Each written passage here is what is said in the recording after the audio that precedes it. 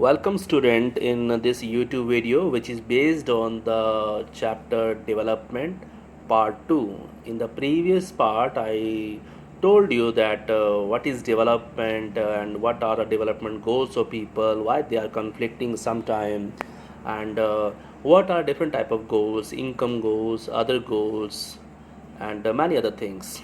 And in this video we are continuing the same topic. So let's start the video with the new topics. So development is different for different people. Then how people come to a common concluding that countries are developed or underdeveloped. So before that, let's understand one another example to another example. जैसे हम class में बात करते हैं, बच्चे जो हैं they having different height and they having different intelligence level, they having different health status, talent, interest. So that's why there may be healthiest student may not be very good in studies, and intelligent one may not be very friendly. So how we can compare these students? It depends on the purpose of comparison. तो हम comparison जिस basis पे कर रहे हैं उसी को हम उसका आधार मानते हैं. जैसे कि स्पोर्ट्स टीम के लिए अगर हमें तो स्पोर्ट्स बॉडी जो है फिजिकल जो स्टेमिना होना चाहिए. डिबेट टीम के लिए इंटेलेक्चुअल पर्सन्स की रिक्वायरमेंट होती है. Music team to organise a picnic. And still if for some purpose we have to choose the criterion for all round progress of children in the class, तो हम all round development को जो है मानते हैं कि बच्चों की होनी चाहिए. यूजुअली वी टेक वन और more important characteristics of persons and compare them based on their characteristics. लेकिन हो सकता है कि उन कैरेक्टरिस्टिक्स को लेके जो है लोगों में कन्फ्लिक्ट हों, डिफरेंसेस हों कंपैरिजन को लेके. This is true of the development too. Development को लेकर भी जो है कंपैरिजन जब किया जाता है तो अलग अलग कंट्रीज़ का जो डेवलपमेंट को लेके मेजरमेंट है वो डिफरेंट हो सकता है. इसी के रिगार्डिंग जो है दो डिफरेंट एजेंसीज जो हैं वर्ल्ड में कंट्रीज़ को रैंकिंग देते हैं, जिसके बारे में हम अगले कुछ पेजेस में पढ़ेंगे. एंड डेवलपमेंट को लेके अधिकतर लोग जो हैं मानते हैं कि पर कैपिटा इनकम, प्रति व्यक्ति आय जिन देशों की ज़्यादा होती है वो देश ज़्यादा डेवलप्ड कहलाते हैं. और टोटल इनकम या नेशनल इनकम किसको बोलते हैं? जीडीपी को बोलते हैं, ग्रॉस डोमेस्टिक प्रोडक्ट, जिसमें total value of good and services produced with in a country with in a year जो है उसको जो है नेशनल इनकम कहा जाता है. जैसे कि मान लीजिए इंडिया की नेशनल इनकम 100 रुपये हुई है और इंडिया की पॉपुलेशन 50 है, तो पर कैपिटा इनकम जो है कैसे आएगा? National income divide by population, तो जो होगा 2 रुपीज़ के आसपास. तो इस प्रकार से जो हम पर कैपिटा इनकम पता कर सकते हैं. और अधिकतर जो कंपैरिजन किया जाता है या पहले किया जाता था that was on the basis of पर capita income. And world bank जो है वो purely on the basis of पर कैपिटा इनकम कंट्रीज़ को रैंकिंग देता है, rich and poor countries. Rich countries वो हैं वर्ल्ड बैंक के अकॉर्डिंग 2017 में कि जिन कंट्रीज़ की इनकम जो है पर कैपिटा इनकम $12,056 से ज़्यादा है, रिच कंट्रीज़ हैं. और जिनकी $955 से कम है उनको लो इनकम कंट्रीज़ कहा जाता है. And India's per capita income per annum is about 1820, and that's why India comes in the low middle income countries category. This per capita income is also known as average income. Averages आप use करते होंगे. For example class में आप अपने height का average निकाल सकते हैं, एज का एवरेज निकाल सकते हैं. तो averages are very useful but they are not always tell the exact situation, जिसको हम एग्जांपल समझेंगे. तो एवरेजेस जो हैं वो डिस्पैरिटीज़ को जो है इग्नोर करते हैं. फॉर एग्जांपल मैंने आपको एग्जांपल भी दी थी कि my income is suppose that 10 lakh rupees per annum, and Mukesh Ambani की इनकम जो है वो बिलियंस रुपीज़ में है. लेकिन जब पर कैपिटा इनकम काउंट किया जाएगा then our income will be $1820 per annum. तो उस हिसाब से आप इसी से समझ सकते हैं कि किस प्रकार से जो डिस्पैरिटीज़ हैं, डिफरेंसेस हैं, वो एवरेज इनकम जो है वो नहीं बता पाती है. टेबल 1.2 जो है कंपैरिजन ऑफ टू कंट्रीज़ जो है यहाँ पे दिया गया है एवरेज इनकम्स को लेके. तो आप देख सकते हैं कंट्री बी जो है वो एग्जैक्ट बताती है, बाकी सब 500 रुपये कमा रहे हैं, एक आदमी जो है वो 48,000 रुपीज़ कमाता है, तो इसका मतलब है कि यहाँ पे एवरेजेस जो हैं वो टोटली फेल हो जाते हैं एग्जैक्ट सिचुएशन बताने के लिए कंट्री की डेवलपमेंट को लेकर। और इसी चीज़ को और अच्छे से आप समझ सकते हैं country with no rich and no poor, वहाँ पे एवरेज इनकम जो है पर कैपिटा इनकम यूज़फुल है बताने के लिए। But countries like India where rich and poor gap is very high, तो वहाँ पर ये सब चीज़ें जो है average income is not useful to describe the exact level of development. आप देख सकते हैं कि रिसोर्सेज जो हैं कुछ लोगों के पास ही हैं भारत में, और अधिकतर लोग जो हैं कम रिसोर्सेज के साथ अपनी ज़िंदगी जीते हैं। लेट्स वर्क दीज आउट हैं, ये आप इजीली कर सकते हैं, समराइज है करके और कॉम्प्रिहेंशन वे में आप इसको कर सकते हैं। और आपको ये करना है, let's work these out question सब नोटबुक में आप लिखेंगे। Again let's work these out है, इसमें से आप थर्ड देखिए, बिसाइड साइज पर कैपिटा इनकम। पर कैपिटा इनकम के अलावा इनकम की कौन सी प्रॉपर्टी है जो कंपेयर करने के लिए सोसाइटीज़ के लिए यूज़फुल होती है? That is equal distribution of income या इक्विटेबल डिस्ट्रीब्यूशन ऑफ इनकम जो है, ये भी सबसे इंपॉर्टेंट फैक्टर है जो कि पर कैपिटा इनकम को एक तरह से क्या बनाता है, मोर रिस्पॉन्सिबल बनाता है। इनकम एंड अदर क्राइटेरिया जो कि हम पढ़ेंगे अगले पेजेस पर। So that's why income goals are important, money is important, but money is not everything, other goals are also important.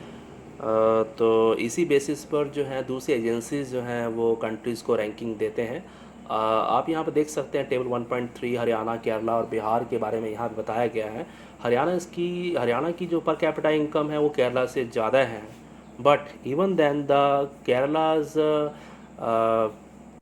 Status of development is much higher than the Haryana.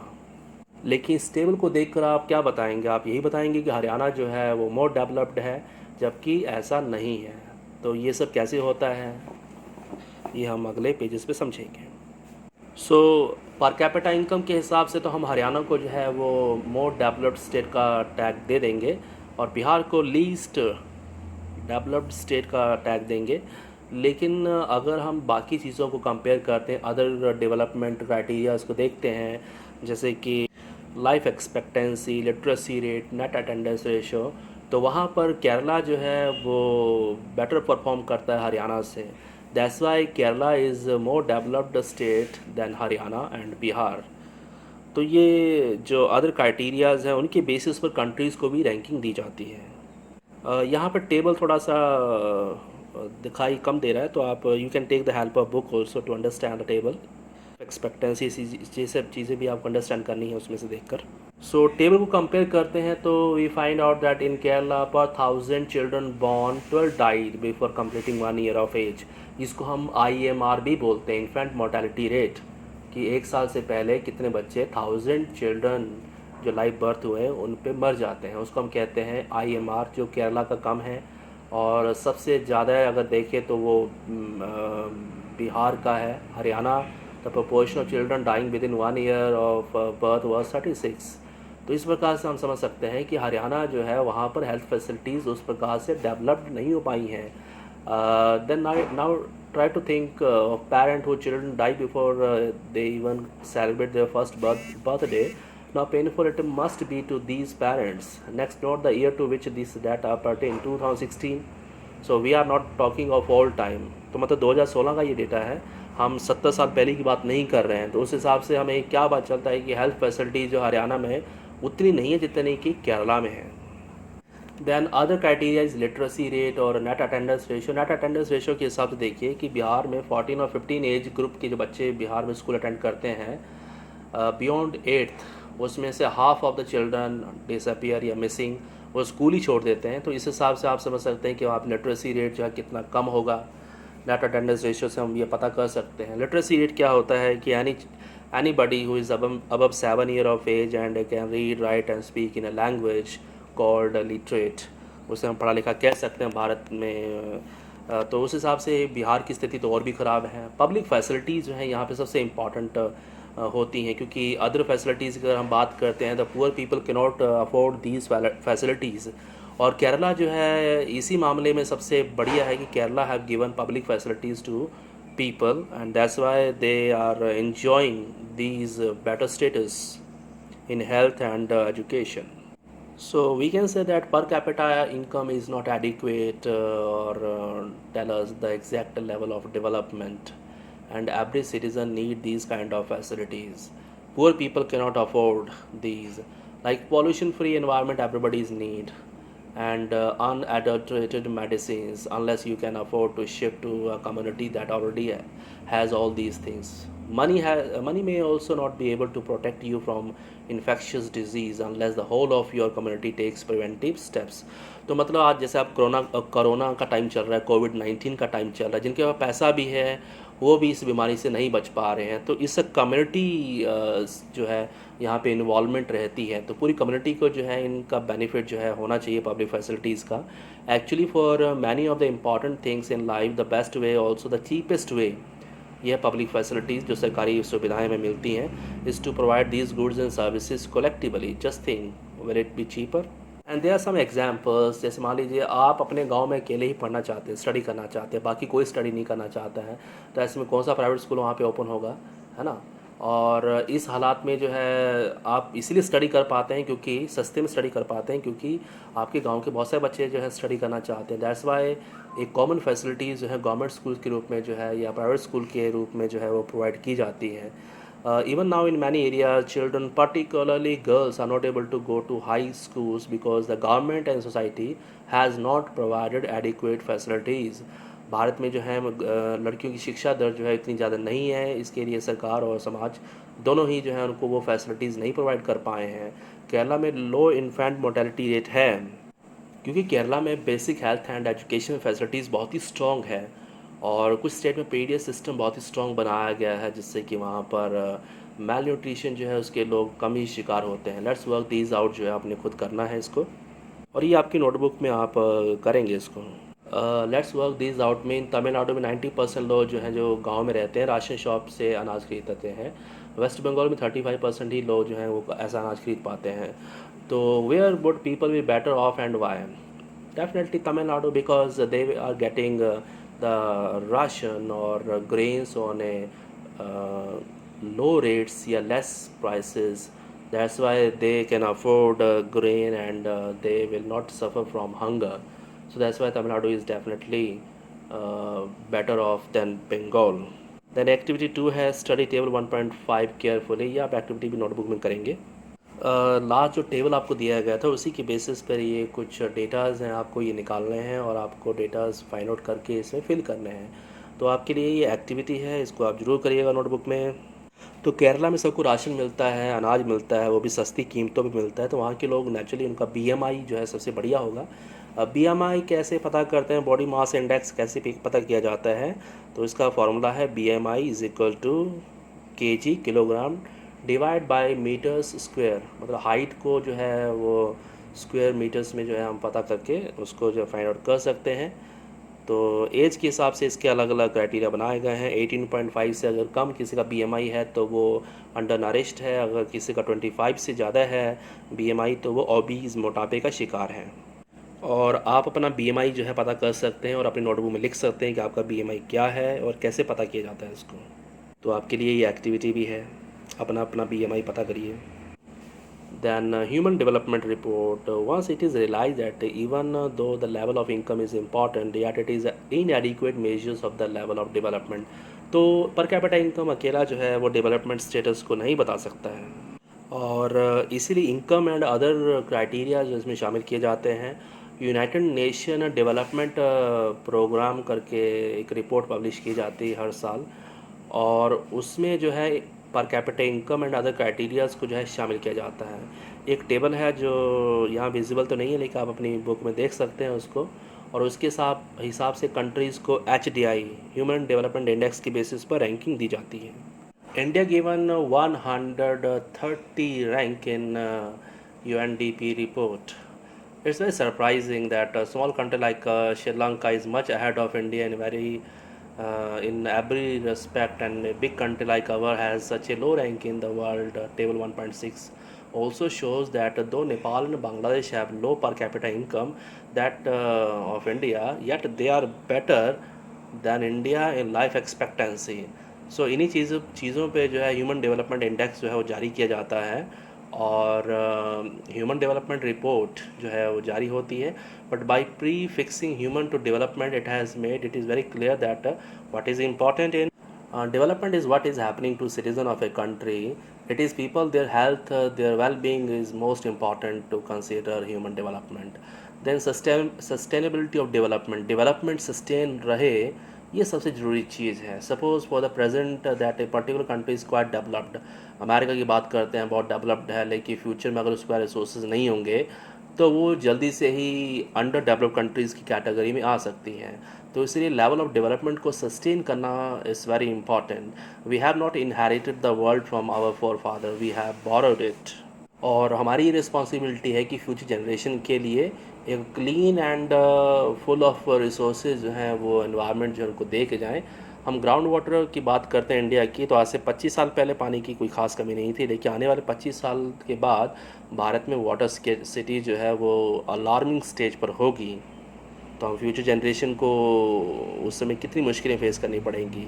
India में water over use क्यों है? Due to irrigation और somewhere it is very difficult to have ground water due to the hard rocks. तो इस प्रकार से जो है पानी की समस्या आने वाले दिनों में भारत में होंगी. It will not sustain. तो इसे हमें प्रिजर्व करना, वाटर कंजर्वेशन करना बहुत ही ज़रूरी है.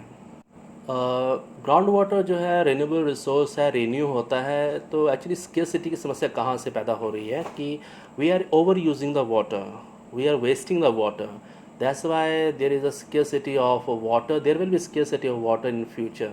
तो उसको मिनिमाइज़ करने के लिए, उसको कम करने के लिए हमें वाटर कंजर्वेशन प्लान जो है वो स्ट्रांगली अडॉप्ट करने चाहिए. इसी तरह एक एग्जांपल है क्रूड ऑयल की, जो आने वाले 50 साल के बाद ख़त्म होने की बात की जा रही है. इसे कहा जा सकता है एग्जॉशन ऑफ नेचुरल रिसोर्सेज. और 50 साल के बाद जो है कहा जाता है क्रूड ऑयल नहीं रहेगा. Different countries face different situations. जैसे अगर हम मिडल ईस्ट की बात करते हैं, सऊदी अरब की बात करते हैं, तो these countries are basically totally depending on oil. अब कोरोना के समय ऑयल नहीं बिक रहा था, तो कंट्रीज़ जो हैं बिल्कुल ही क्या हो गई, उनकी इकॉनमी कोलैप्स हो गई. तो आने वाले 50 साल के बाद ये कंट्रीज़ जो है सर्वाइव नहीं कर पाएंगी. There are countries like USA which have low reserves and hence want to secure oil through military और इकोनॉमिक पावर. तो कई पावरफुल कंट्रीज़ हैं लाइक यूएसए, वो फ्यूचर के लिए जो है वो इसका स्टॉक रखना चाहते हैं, जो कि समस्या खड़ी कर रहा है.